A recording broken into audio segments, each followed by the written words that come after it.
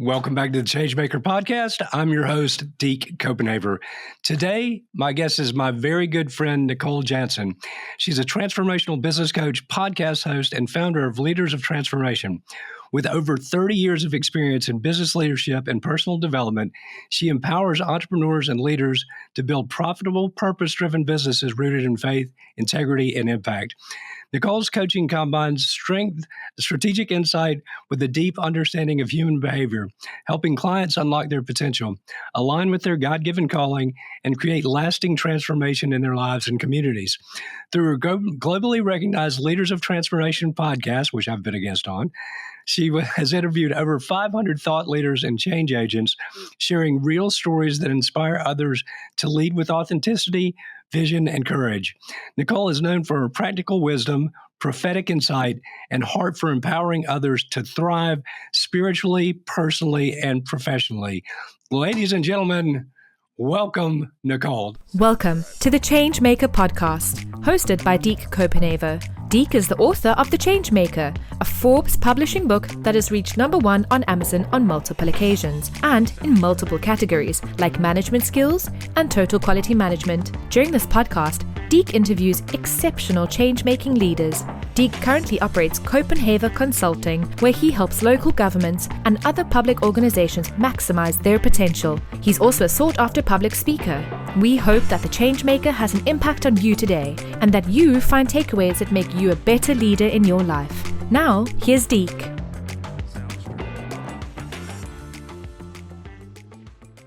Nicole, I'm so glad to have you back here.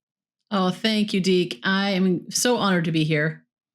Well, it's always nice to meet kindred spirits. And there's so many people in this category now that I've become friends with through the years, but I've never physically met them. So you were out of San Diego.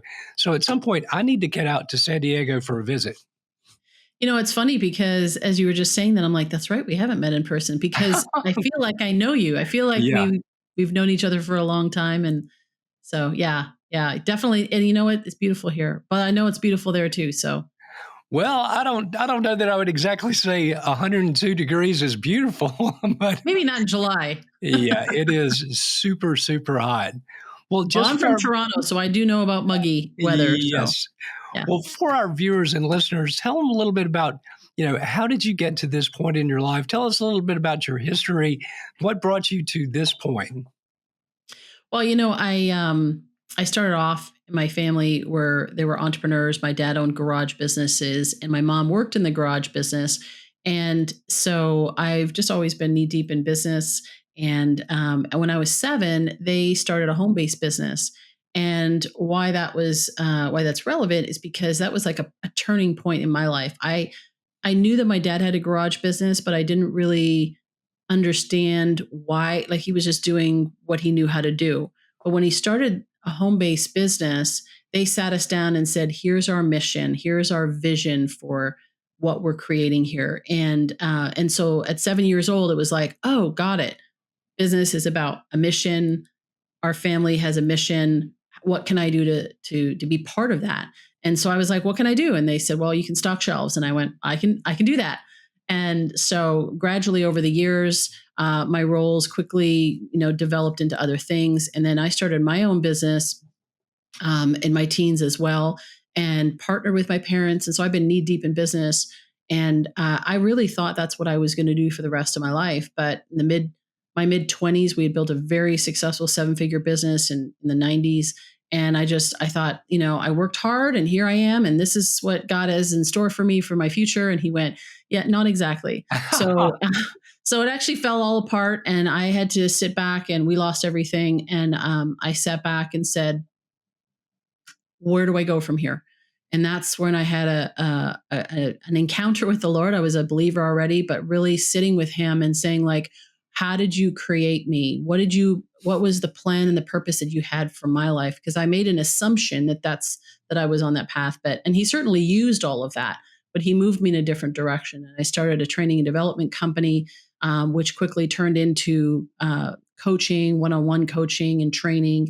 And on another level of that in terms of business coaching and leadership coaching. And then I started my podcast in 2015. And that was literally a 4:30 in the morning wake up call where God said, I had been praying. I was like, God, what do I do? Because I was in a difficult season in my life at that time personally. And I was just very depleted. And I said, what can I do? Because I just don't have the energy to, build content and Yeah. courses and all the things. And he said, you're going to do a podcast. Woke me up 4:30 in the morning and said, you're going to do a podcast. It's going to be called The Leaders of Transformation. You're going to interview difference makers and world changers. Go. And I was like, I'm going to do what? What's a podcast? And I said, when am I going to do this? And he said, now. And I went like now, or like plan it out now. And he said, now. And it was Saturday morning. And I was like, well, I don't have anything else to do today that was specifically planned. And so I got up and I called somebody who was 4 hours ahead on Atlantic time. And I said, you know about podcasting? Can you tell me about this? Apparently I'm going to do one. And I started to design it that day, and we were live 3 weeks later. And he was my first guest. So that's how that got started. And it's been, and I just said, God, this is your idea. This is what you want me to do. So show me the way. And it's 550 episodes just about right now. And I think we just released 540 actually. And it's been an incredible journey, but God has blessed it. He has brought the people, and he's spread it around. So it's like in 140 countries. That's all God. That's not a whole bunch of marketing tactics and so forth. That is completely 100% God doing that. So it's been amazing. And it's a top 1.5% podcast. Again, I bring all that glory goes to God. It's funny. So I often think about, I think God has a call for all of us, but it's a question of, are you going to be obedient to the call? Are you going to realize what that calling is? And are you going to be obedient? But so I'm working now helping our local long-term Hurricane Helene recovery group. So you can set up these organizations. Most cities that deal with hurricanes have already set them up to really plan for the future. How do we do better? What do we need to do to prepare better for that? And how do we help the victims now?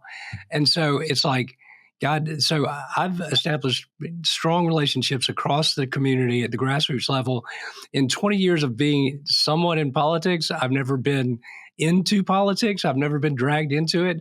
But I'm like, okay, Lord, you took 57 years to prepare me for this moment, because this is the best opportunity we have to heal into the broken parts of our community and to share God's love with people that are hurting. My area of the city is pretty much cleaned up, but literally 10 months later, there are still people with trees on their houses. There are people that are uninsured or underinsured. But I think about it, I'm like, everything good and bad coming through cancer, going through the mayor's office. I'm like, you took every experience to prepare me for this moment. So thank you. And I'm glad I've stayed obedient to your call. Yeah. 100%. I believe that God doesn't waste an experience, especially a painful experience. Those painful experiences, it says somewhere in the Bible, it talks about the fact that he counts our tears. Like he knows all the things that we're going through. And sometimes when you're going through it, it's like, well, this wasn't supposed to be I remember being in my mid 20s, early 20s, and the business with my family was going really well at the time. But my business was struggling. I was like praying, God bless me here. And finally, and I believe God talks to each of us the way we need to be spoken to. So it's different, right? He might speak to you differently than he speaks to me, and may sound different in your head and in your heart. But so for me, like sometimes he just needs to be really direct. And so he says, will you stop? Like it was almost like an audible voice. It wasn't, but it was almost like that. Where he's like, will you stop telling me where to bless you? And I was like, oh, I never even, he's like, just let me handle it. And, I realized that moment that I was trying to control him like a genie in the bottle, right? I want to do this. And I think a lot of us do that, right? We're like, I want to do this. This is this great idea, this vision that I have, or this business I want to build, or this community initiative I want to do. God, will you bless it and come alongside me? And it's very different, because he's actually saying, no. I want you to come alongside what I'm doing, and we can partner together, because my plan is so much better. I'm the Alpha and the Omega, the beginning and the end. So I already know I know what's ahead. And so when you partner with me, as opposed to asking me to partner with you, then it just goes so much better. And that's where, like, even with what you're doing, he knows where everyone is. He knows the talents you think about it. He is the very best business partner you could, and life partner you could ever have, initiative partner you could ever have, because he knows everything and he can lead you in the right direction. Well, it's funny. So I've seen the Holy Spirit working in Augusta for decades now, because I engage at the grassroots level throughout the community. And I don't think anybody's bad or wrong if you're in a silo. That's just the way, you're getting the kids to school, you're going to the games and everything. So I've been blessed to have the opportunity to be out there with the people for 2 decades. But I'm like, I think the hurricane hitting Augusta really brought that to the fore. And so last week, so there are all these faith-based disaster relief organizations that are coming into Augusta. There's Methodist, there's Presbyterian, there's Catholic, but sort of the group that everybody wants to get are the Amish and the Mennonites. So we had a meeting with them last week. They come in and they provide all free labor, but they talked about how these efforts, we've worked with these other groups and other communities. So it's really ecumenical and works across different lines of faith and racial lines. It's everything. But I'm like, to see this collaboration of faith-based organizations coming together to help our community. And I'd said that, once again, there are people out there that have completely lost hope. 10 months in, their house is still destroyed. A lot of people, older folks who had paid for their homes, did not have insurance. But like the Amish, they will do total rebuilds. And I was telling my wife on Saturday after we met with them, I said, I almost got a tear in my eye, because I'm like, what about the part of leadership is hope, providing hope? And so these folks probably lost hope a long time ago. And to see people, faith-based folks coming in from all over America to rebuild their homes, that's just, I cannot wait to witness that. Well, and I think that really speaks to being open to how God will work, because a lot of times we think of those like positions like being mayor or being the leader of some big organization. Many of us who are high achievers, we aspire to those positions, right? And yet sometimes God will say, I want you to go do this, right? And it seems like that's the menial thing, or what insignificant thing. And he's like, no, that's the significant thing. It's like the least will be greatest, the greatest will be least. And I know that, I've seen that in my life on a small scale, as well, because like in my church, I hold several roles, and some like on if you call it a leadership role, but like on the prayer team and so forth. And it's interesting because few years back, the conversation came up about facilities, and it came up about like the cleaning. So they had somebody who was cleaning and they were going to move. And so it was like, hey, can we put together a volunteer team? And we were having this conversation. This is a small church. And so, I remember saying to God specifically, I'm like, I don't want to clean the church. And he goes, I know, but can you? And I'm like, yes. Yes, I can. Yes, I can. I can build that team, right? I can do that. And so the funny thing is like we joke, it's like cleaning toilets and praying, and it's like both ends of the spectrum. But when you think about the Amish people, or you think about some of these communities that are coming in and faithfully serving, doing something that nobody will maybe even ever know, right? No. They're being God's hands and feet. And I remember God is always teaching us, right? So the first day I get there and I have some people that I've enlisted to come and help. And I think, okay, we're going to clean the church. That's what the purpose is here. We're going to make sure it's all nice for tomorrow. She comes in, I go, hey, nice to meet you. How are you doing? And she bursts into tears. And I went, okay, so this is what we're doing. And I got it. In that moment, it was like, I got it. I know why I'm here. This has nothing to do with cleaning the church. This is a ministry. And so in the same way, I think we need to be willing, and I think that's where communities come together, is when they're willing to do whatever it takes right? And to be willing to go where God leads, them to go. And so each of us has that opportunity to be somebody's hands, be God's hands, God's feet, somebody's the opportunity to be an encouragement and bring hope to somebody, and so but isn't that what brings communities together, when they set aside all of the positions and all of the ego and just gets the job done, what needs to be done? Absolutely. And it's funny, so many people say, well, you need to run for mayor again. And I'm like, look, that was a season in my life. But to have the freedom now to come alongside any group, taking the politics out of it. So this committee that we formed, that, as I say, Savannah's had one for a long time, Charleston, but I'd share with the committee members, I tell them, okay, I don't like the word committee, because committees are cul-de-sacs where good ideas go to die. Yeah. We are assembling a team with people with different skill sets, and we need people on fire for this stuff. And I said, and we've got to do so. When I ran my first political campaign last year, the Augusta Stronger Together campaign, it was grassroots. But I'm like, grassroots is much more labor intensive and time intensive. But as we're helping these people, we need to look them in the eye and say, you matter. Yes. You are a part of my community. You are my neighbor. We are here to help you. And I'm like, that's the way it's got to be. And people want to go, well, we need a Facebook page and all this. I'm like, all of that stuff is so impersonal, but just to look somebody in the eye and say, you matter, gives them dignity. Yeah, 100%. Yeah, 100%. And that's what God's called us to. I mean, he says, go and make disciples of all nations. You and I have been listening to a lot of Jamie Winship's material, and I was listening again to Binge one. listening. It's, and it's just, it's so refreshing, to listen and talk.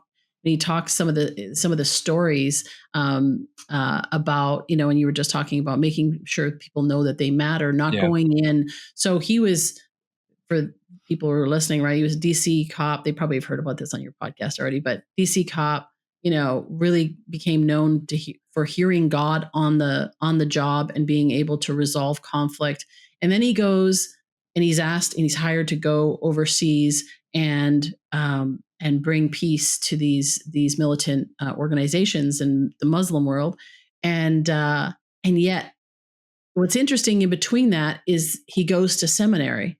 And so he already had, like, God had already equipped him, right? And then he goes to seminary, and then he takes that to the Muslim world and is speaking to them from that place of, I'm right, you're wrong, changing camps and so forth. And that doesn't work. And God's like, okay, set all that aside and just care about people, listen and love, and reflect Jesus in those, in those communities. And so I think that it's important that we realize that no matter what we do, how successful we get, or whatever, none of that matters. It's this whole idea of dying to self. When you die to self. And that's a tough concept for people to really get. It was a tough concept, is still a tough concept for me to truly get. I was reading something that in a book by a gentleman, I forget, it's like Fenlon, I think was the author. And he said, when there's suffering, like when we're suffering, it means the self is still alive. Yeah. Meaning, like, and I'm not talking about, like, obviously, with the hurricane and things that happened there. I mean, and you didn't get the public visibility on that, right? Like, no. North Carolina got it. Nobody really was paying attention to Augusta. And here you are going, hey, we need some help over here. And, but so, like, there's grief and all of that. But when we talk about from a suffering, a lot of us struggle and we suffer in our lives, or we feel conflict or frustrated, that type of thing. And we go, oh God, I live for you, and I want to serve you the rest of my life. But then we're frustrated. Why are we frustrated? We're frustrated because there's still a self. There's a part of us that's still alive, and we need to surrender that. And when we surrender that, then God goes, now I can work through you. Now you become that vessel for me to bring hope and love to those who need it.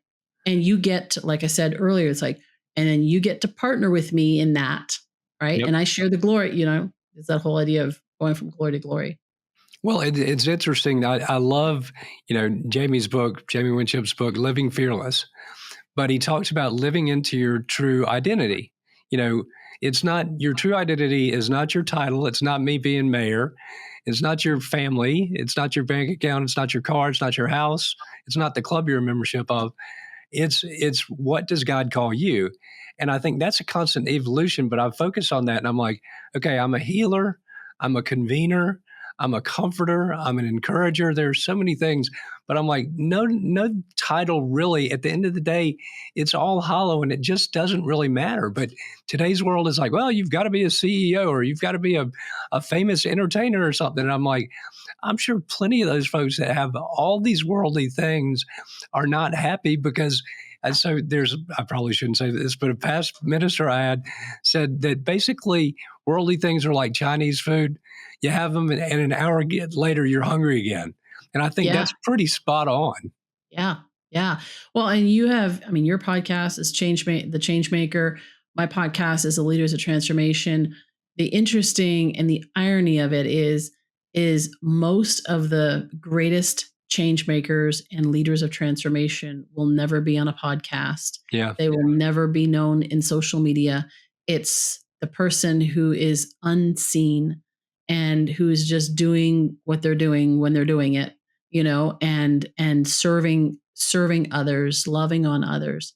And so we've got this, it's like backwards, right? It's like the more followers you have and the Yeah. more, influence. It's like, it's funny, people say, I'm a thought leader. And I'm like, but it's interesting because I've met a lot of thought leaders, and true thought leaders never aspired to be a thought leader. They just thought differently. They were curious and they were like, hey, what about that? And they were deep thinkers and they're thinking through things and what about this? And I'm just not going to take the status quo, and I'm going to challenge that thought. And they come up with something new and interesting and different. And they're like, wow, God shows them, right? Some revelation. And they're like, wow.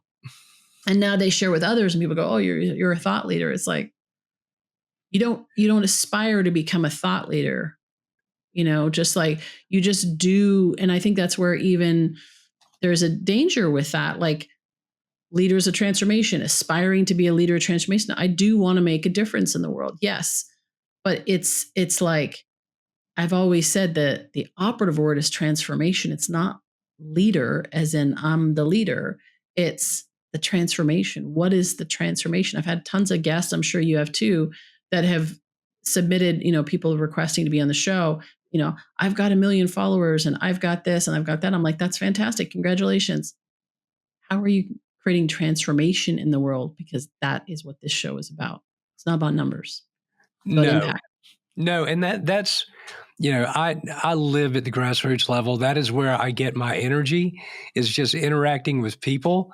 But I'm like, it's still, I see social media as being, I think it's unfortunate and unhealthy when particularly young people put their self-worth into how many likes they have or how many followers they have, because it's saccharine. It's dopamine. It's not anything that's eternal and lasting. And it's dangerous because what if all of that goes away? Yeah. So when I referred to, some personal stuff that I was going through a number of years ago now, I guess there was a range of time, but around that time, 10, 12 years ago, so it felt like God was taking everything away, right? We lost everything in the business. I started rebuilding, lost everything. My husband left, didn't want to be married. My parents both died, and we have a small family. And I, have a unique relationship I had with my parents because we were also business partners for so many years. I was mediator between them. Like, okay, you go in that corner, you go in that timeout. I was playing like the coach and the mediator in that too. So we had a unique relationship, very close, and losing both of them and getting divorced and all of that. And then from a financial standpoint, shutting down a business, all of these things. And I really, in relationships, and it's just like, God, I feel like you've taken everything away from me. Yeah. And And I'm like, what did I do to deserve this? Right. It's the first question. It's like, well, why me? Right. Why is this happening to me? And again, very clearly, it felt like God said, I will have no other gods before me. And I had prayed for that. And he was answering my prayer, but not in the way that I expected.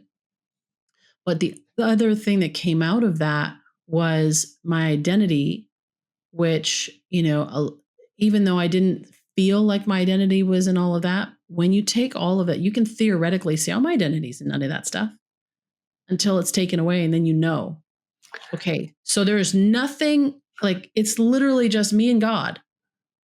And I remember driving down the 404 in Toronto area, Highway 404.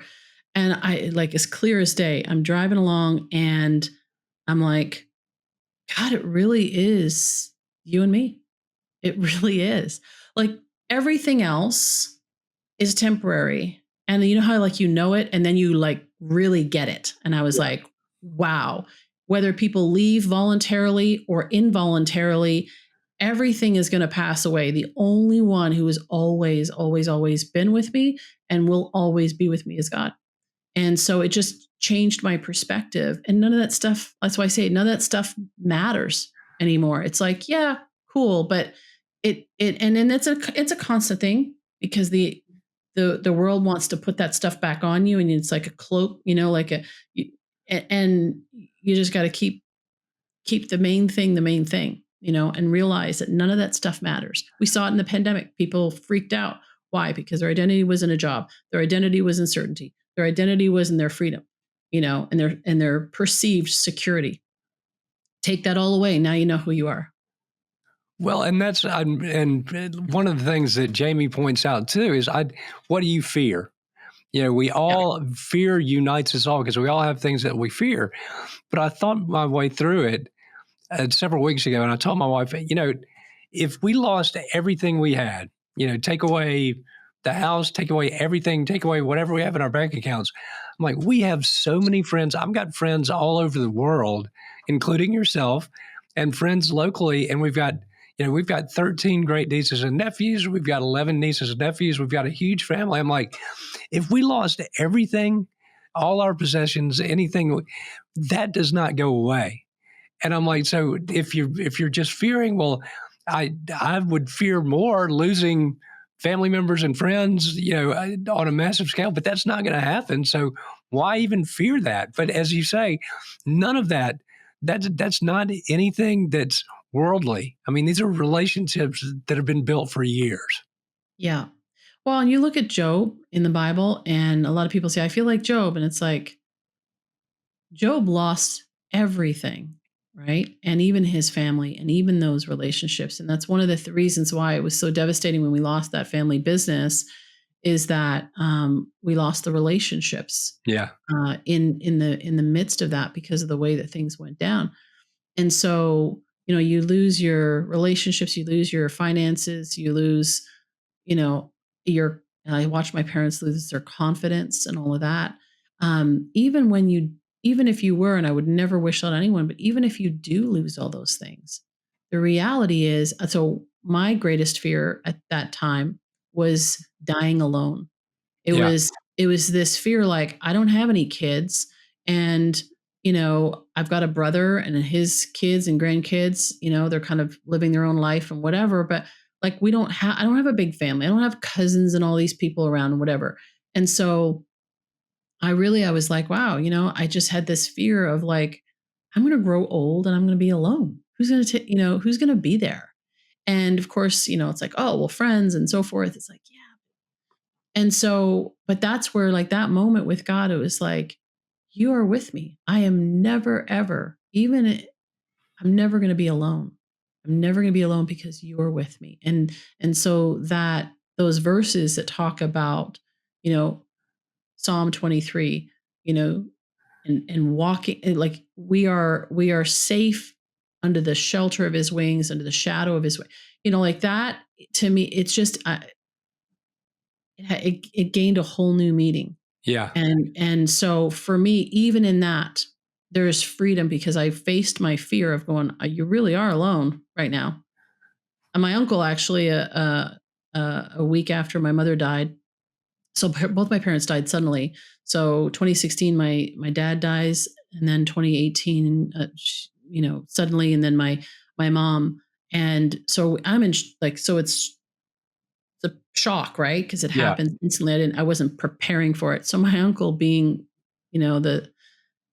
the person that he was like, "So how does it feel to be an orphan?" I'm like, "Who says that?" But that's just like his. Thank you for your Anyway, compassion. wow. Yeah. I mean, we had some, and I had forgiven him for a lot of things that happened when I was younger and so forth. And I was like, I'm going, really? And I just chuckled. And it's like, anyway, but I hadn't thought about it in that moment until that point. But I really feel it was actually a good thing because it made me go like, am I though? Am I an orphan? Am I all alone? And then God's like, I've always been No. with you.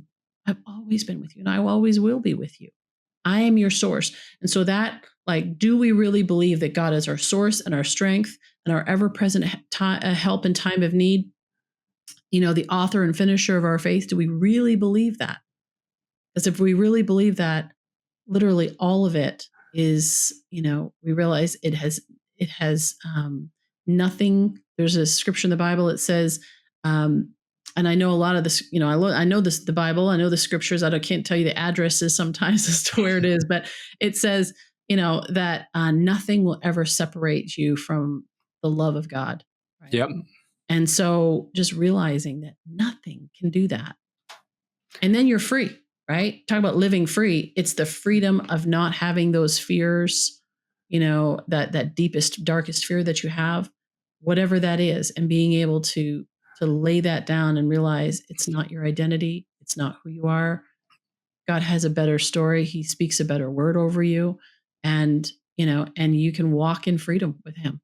And then you can create, and then you can serve. And then you realize this isn't about me. This is not about me. That's the dying. It's like, it's not about me. No. Well, it's funny because I thank God every day for my trials and tribulations. So I lost my mom a week after my 25th birthday.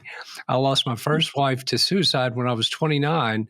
Going through cancer has deepened my faith more than anything before. I think having cancer has been, not that I didn't have faith before, but coming through it the way God brought me through it, it just deepens your faith. But to have lost my wife to suicide at 29.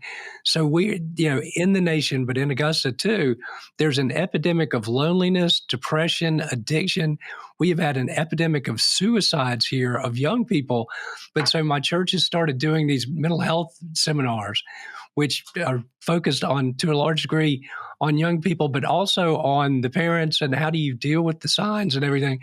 But so I offered to my minister, I said, look, he didn't realize. I said, look, I've been 20 something and gone through a loss in that way. And so I understand what these young people are feeling, but I can show you the other side. So I'm 26 years married now, a great marriage. I've got a great family and everything. So you don't just have to survive it and look at it that way. I just got to get through this surviving. You can thrive on the other side of it. But I'm like, I have empathy for these young people because I'm like, I went through it. So it's not like I'm just saying, no, I get you. I'm like, I've lived through that. And that's why I think the Bible says, to whom much is given, much is required. Yeah. And in order to have a great impact, you can't have authority over something that you haven't overcome first. And so we've got to overcome things so that we can. God is not intending for us to be harmed or hurt. We live in a fallen world, and things are going to happen, but he can then turn that and use that for good. He didn't say, here, I'm going to plan this out, and so you're going to go through this, Deke, because No. I'm going to teach you a lesson. It's not that. But what he did do is that he did take that and say, here, give it to me and let me transform it into something good. What was meant for your harm, I'll turn for your good. And, you can't talk like people say, oh, I understand. It's like, you don't really understand what Yeah. somebody's going through unless you've experienced it. And one of the greatest fears, and I believe one of the greatest lies, There's the lie of the not enough, which of course speaks Yep. to the identity. And number two is that I'm alone. And so that's where, that is something that we really need to, I think we really need to speak to that, to let people know that they're not alone, that there's people around them. But even more than that, there's God that says, I love you. I love you, and I've loved you with an everlasting love. Right. And it's like there's nothing we can do to make him love us anymore. There's nothing we can do to cause him to love us any less. He loves us with a perfect love, and he will never leave us. And that's one of my favorite scriptures. He says, I'll never leave you nor forsake you. And why is it one of my favorite scriptures? Because it deals with that fear, which is rooted in a lie that I'm alone and that I'll always be alone. And so, that's like, this isn't about denominations and all the things. This is about No. kingdom, right? The kingdom of God, and about the love of Christ. This is what this is really about. And we've got to get away from a church standpoint, Christian standpoint, labels, again, to what you said about titles and labels and all this stuff. You need to get rid of all that and just really look at what it's actually saying and teach that. Well, and I've told people it's really, I feel like God said to me, I've done a lot of stuff at the national level with a bunch of different organizations, but I feel like it's like, okay, I gave you an assignment 20 years ago when you were 37 and you first ran for office. You're not done yet.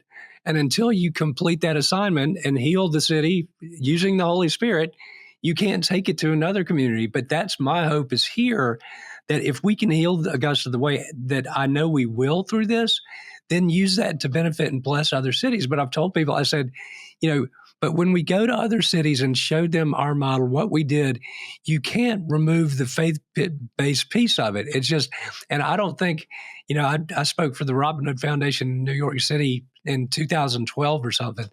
So it's a foundation that raises, it's a bunch of billionaires raising millions of dollars to eradicate poverty in New York City. But I got to be friends with one of the board members, and so this has been 13 years ago. But he said, you know what? We raise all this money, and we have not moved the needle on poverty in New York City at all. Teen pregnancies are up.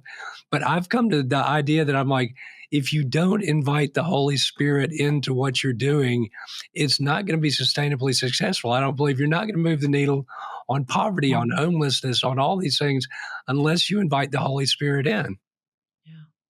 Well, because it's not about the amount of money. It's the mindset. Yeah. Right. It's like I teach and work when I work with clients and in my coaching and so forth, I teach them this model, which is called results model. I learned it from one of my mentors and then built it out from a faith-based standpoint.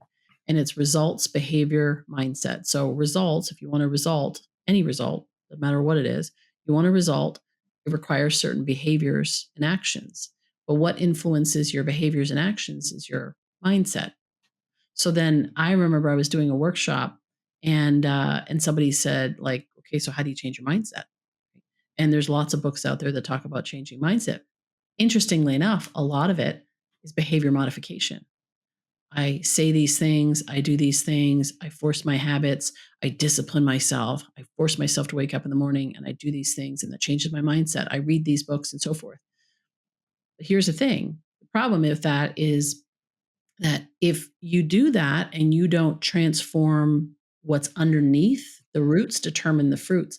If you don't transform the belief systems and the identity underneath that, none of that's going to happen. When crisis hits, people revert back. We saw it in the pandemic. I live in California, Southern California. Everybody's like peace, love, and yoga. We love everybody, all Zen and everything. Oh yeah, until there's a shortage on toilet paper and now they're climbing over each other.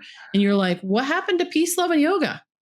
Like now you're wrestling with people for toilet paper. This has nothing to do with toilet paper. See, this has nothing to do with toilet paper. You can modify behavior. This is what's happening in organizations across the world. Is there's modification happening. We have leadership consultants, tons of leadership consultants. I get hundreds of them that want to be on the show.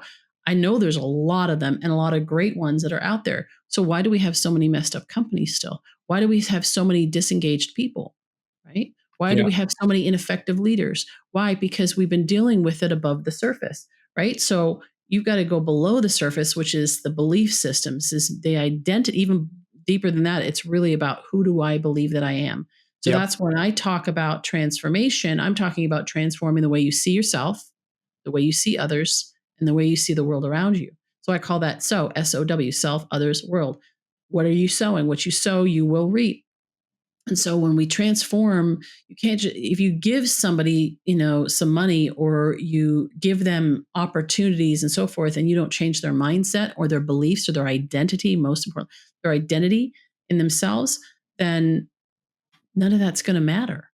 And so that's where the work has to happen. In order to do that, in order for you to know the identity of a thing, you got to know the one that created the thing. It's just like a purpose, right? It's like, if I want to know the purpose of this mug, I got to ask the one who created the mug. And the same thing with me. I can have all sorts of ideas as to what I'm created for. And a lot of people will say that I can do whatever I want and I can be whatever I want. Okay, maybe to an extent, right? We can do a lot of things, but who gives us the ability to do that?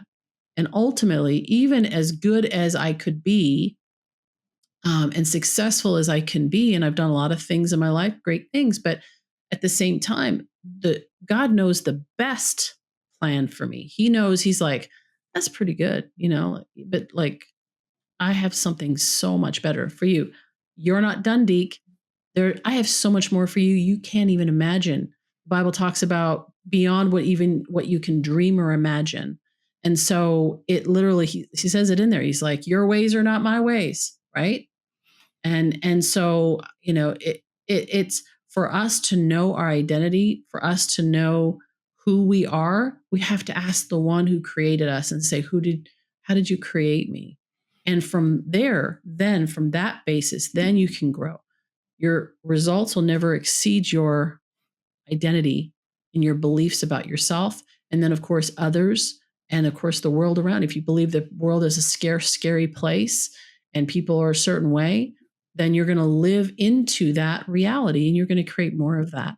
And so that's where the real work happens. The strategy and stuff, I mean, I love that stuff. That's easy. That's easy. It's changing mindsets that's the challenge. It's funny because I do a lot of work on a handshake agreement, which is probably not the best business model, and people agree to compensate me, and then they don't compensate me. But my wife is very protective of me, and she's like, "Well, people are taking advantage of you." I'm like, I can't look at the world that way. I've done that before. And I'm like, if you agree to do something and you don't go through on your end, that's on you, not on me. But if I feel like somebody's trying to take advantage of me, all it leads it to is bitterness and resentment. And I'm like, I can't look at the world that way. But I want to ask you, so you have a new endeavor that I believe I'm going to be able to help you out a little bit with. So let's talk about that. Well, so I launched a faith community and for the leaders of transformation, because I wanted an online community separate from Facebook and Facebook groups and all that kind of stuff, a community that we can just really explore what it means to build a business, but not only a business, but like thrive as God intended, to Mm-hmm. do our business as God intended, the God's way. And so I've built this community, and in that community, it's funny because again, it's like remedial training. I'm in it. I'm like pushing and working at building it, launching it, and then I launch it, and then it's like soft launch it, and then it's like God's like, okay, now I want you to step back and rest and just hang out with me for a little bit because you've been working a little too hard on it and you're making it more about you than it about me. I'm like, I'm trying not to, but it's almost like we can strive in our faith. And I was finding myself striving in my faith, and God's like, that's not the way this works. And so I stepped back, and then I really was reflecting. I'm like, God, I know the vision you've given me for this. How do we do this? And so the next thing that came out of that time with the Lord was putting together this Kingdom Builders Rising, which is a 12-week group coaching cohort to help aspiring entrepreneurs. And particularly this one that's coming up is for female entrepreneurs, and a lot of them that otherwise wouldn't be able to afford to get the level of coaching that they're going to be receiving from me. And so putting that group together and saying, hey, let's help you build a kingdom-minded business, a business that is focused on glorifying God, that's making an impact in the world, in the community, small community, wherever it is that is your arena that God's calling you to play in, and do the thing that God's calling you to do in such a way that it blesses everyone and it blesses you as well. So it's sustainable, it's profitable, it's all that, but it's making an impact, and put the first things first. And so that is something that we're launching. And then you and I were talking about, um, uh, from a leadership standpoint, there's a lot of people in that community that are like, I'm good. My business is successful. Certainly we can always learn more. We're going to be learning until we die, kind of thing. Right. So there's always that, but they have established successful businesses. And that's where it's like, how do we serve this community who says, I want to advance the kingdom of God here on earth? How can we work together? So like your community project, the initiative that you're doing, there's a lot of people that don't know what's going on there. You're Yeah. doing it, and so it's like, okay, how about we bring those people together and invite them into a conversation where we can explore what it means on that level to do business God's way and to advance the kingdom here on earth, essentially. And so that's the next phase of this, and I'm excited about it. I'm excited about the conversations that are going to come up. Well, and two, and a lot of people don't know this, but there is a house church movement in Iran, in India, in China. People are coming to faith faster in those countries than they are in the U.S. But I'm like, I think part of it's that we're so distracted. But when you think about the resources that we have, and we've talked about, we need people in the marketplace, successful people that aren't just labeling their company a Christian company to profit off of it. We did, if you can't see it, you can't be it. We need successful business people that walk it like they talk it. And Yes. I mean, and they're out there. I always tell people, I'm like, well, Truett Cathy did a pretty good job with Chick-fil-A. And I'm like, how many people do you think told him, you're crazy for closing on Sundays? You're going to miss out on all the church traffic. But Chick-fil-A seems to have done all right. Well, and I actually had a guest, Crystal Parker, on my show. She's the president of the U.S. Christian Chamber of Commerce, and we were talking about this Chick-fil-A, and the whole episode was about how faith-based, faith-led businesses are actually more profitable. Yep. When they truly are, not just labels, but they truly are. They're more profitable, and so they should be, than other businesses. So Chick-fil-A, for example, which is more profitable than its counterparts that are open 7 days a week, and it's only open 6 days a week, because there's some things that they're doing, but there's a blessing on their business because of the way, and I don't know all the inner workings of how it's structured in the inside. Be a great case study to look at that. But there's certain things that they're doing that are causing that. And so again, roots determine the fruits. So we've got to look at the roots on not just talk about culture and check boxes on diversity, inclusion, and equity. Like there's a lot of that's happening. Again, behavior modification isn't going to do it.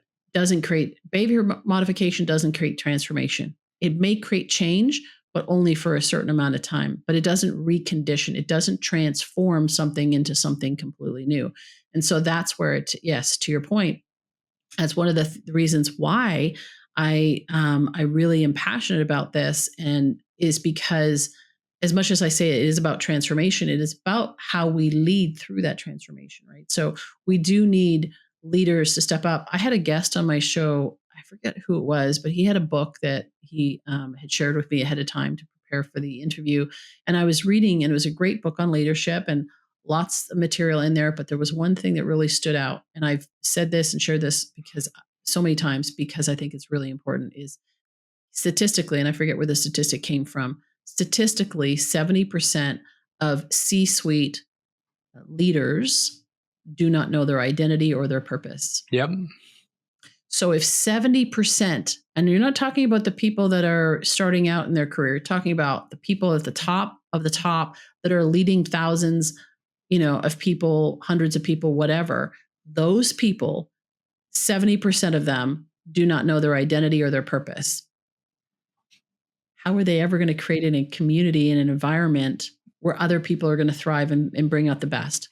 It's not possible, right? No. So inevitably, they're going to create environments, and a lot of it's self-serving. And these are not bad people. It's just that's how the world teaches us that business is done.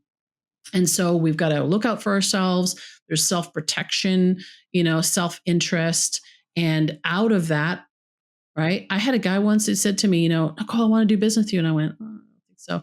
I'm not interested in that. And then he's telling me about, and he was proudly saying, well, if ever I do deals, I always make sure that, in his name, I'll just use the name Bill.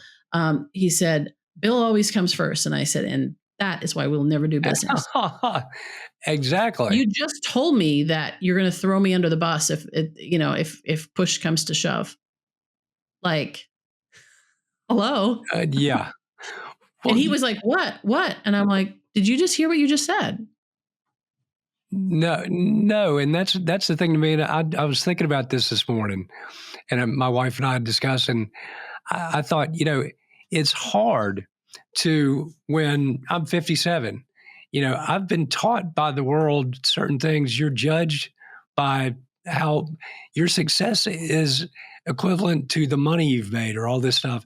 And I'm like, at 57, trying to unlearn what I've learned to empty myself. But I'm like, no, success to me is about how many lives have you been blessed to touch? And maybe we can, through the endeavors that we're working on, we can sort of start to redefine success. It's not, profitability does not equal happiness, and to take advantage of your employees and create a toxic work environment, that's not healthy for you, or that's not healthy for your employees either. No. And it's just like, all we need to do is look at nature, right? I mean, Yeah. Nature is abundant. And, and the way that nature works, it's fascinating. It actually works together, right? And I'm just learning about this even now, but, trees, for example, because I use that analogy with that results model as the tree, right? The roots determine the fruits. And so when you look at trees, it's not just individual trees all out for themselves. Underneath the surface, those root systems are integrated. They're actually communicating with each other, right? And so there's so much that we can learn from nature and the way that God actually has designed the world and the earth and all the things that we can apply to business. But yeah, it's actually more costly, right? You can't put poison in or create that toxic environment and expect something good to come out of it. It's just not going to happen. Whether it's our physical bodies, whether it's in nature, or whether it's an organization, and it's not. And this is the thing, is it's because a lot of times we'll look at people and say those people are bad people. It's not the people that are bad. It's that they're just uninformed. Maybe they think that that's the way it is. And again, behavior modification is what they were taught. They were taught that way. This is the way you do it. They go to business school. They have a mentor. They go, oh, so this is how it works. And they think that's the way it works. That's why when you talked about the money, for example, when I was in my mid-20s, I worked my butt off to create a business that had set me up and set my parents up. It set me up for life. I would have never had to work another day in my life. And then God's like, yeah, you think that's nice? Here, let's take that all away. Now, your identity is not wrapped up in that, right? It's not wrapped up in the accolades. It's not wrapped up in, any notoriety. It's not. That's why he was taking those things away, because I think he really wanted, and allowing them to fall away, because it wasn't based on the firm foundation. It wasn't based on the solid rock that we talk about in the Bible. Yeah. That the Bible talks about. It wasn't based. It was based on sand. And he's like, if you put your identity in there, you will fall. When the storms come, when the winds come, your house is coming down. It's funny because I spoke at a church this past Saturday, and I thought I'd sent my briefest bio to them, but I'd accidentally sent them what was not a brief bio. And the lady introducing me read through the whole thing. I was cringing. I'm like, okay, that's nice, but I'm like, that's not who I am. So it's funny that, that those titles and all might matter at one point, but when you look back, I'm like, that was all well and good, but what does God intend for me to do? But I'll tell you too, the hurricane, we live on 5 acres, towering pines. There is we stopped counting the number of pines that we've lost. So the front yard was just absolutely destroyed. So it never had an irrigation system, but the grass has come back. It is so healthy. We planted 10 fruit trees, a black gum, 2 maples. But I never get tired of getting up every morning and looking at how God is regenerating our piece of property. But that's the same thing. My sister and I were having that conversation about trees talking to each other. It's just all over town. God is regenerating our community. We do need to plant a whole lot of trees, but it's just after seeing the devastation of the storm, to see what God is doing in this community through the recovery efforts, but also through nature, is pretty inspiring to watch. Oh yeah. Yeah, absolutely. And that's where if we just let God do what God does, Exactly. then we flourish. And I think that's where the whole message of the Leaders of Transformation Faith Community is all about thriving as God intended. What does it take? What needs to happen? What do we need to do? A lot of times is the question, but really it's what do we need to release and let go of so that we can and surrender to so that we can actually thrive as God intended. So you learn some things, you plant some trees. Absolutely. There are some things that need to be done, but it's based on a understanding of why you're actually building, planting those trees and where you're planting those trees and even the types of trees. If you want to get into that, it's like there has to be some biodiversity in Yeah. that because otherwise the trees will be, if it's all lined up and it's all the same kind of tree, they're going to miss out on nutrients underneath this because different trees have different nutrients and give off. And so there's so much there to learn from God. Anybody who says that they don't believe in God and they believe that this was all from whatever, I'm like, you have more faith than I do, because just to be able to put all this in is just, it's a miracle. It is incredible. Well, it's funny. So we planted a black gum, 2 maples, a water oak, a live oak on one side, but we also planted 2 pears, 3 peach trees, 3 plums, and 2 apple trees. And my wife is like, "Did we have to plant come over to your 10 house. trees?" And I'm like, "Well, it's going to become an orchard." She's like, "We're not going to be able to do anything with all the fruit." I'm like, "Yes, we are. We can invite friends and family and their kids over to pick fruit so we can feed other people." She already has a food ministry going to people that live by themselves. I'm like, this just goes along with your food ministry. Fresh fruit. Absolutely.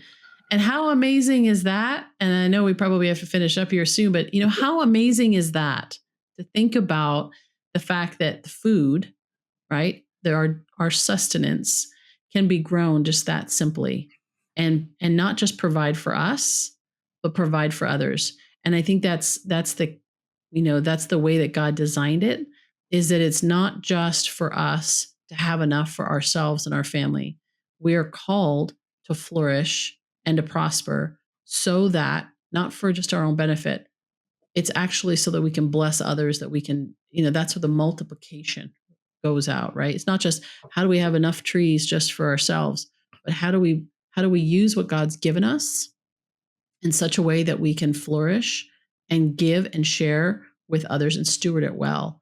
And it's just it's a shift in mindset, right? Within organizations, that it's like, that's servant leadership. How can I serve my people? Exactly.